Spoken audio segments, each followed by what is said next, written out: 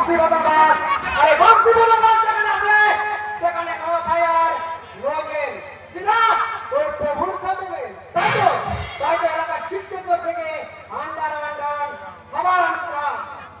আর আমি হাবিদার হরিয়ানা দলচ্চার চক্র আমি রুন্ডালে তোর পরস্পর কিনে নেওয়া কমল পাও ওকে হ্যান্ড আপ করে গাড়িতে গেল।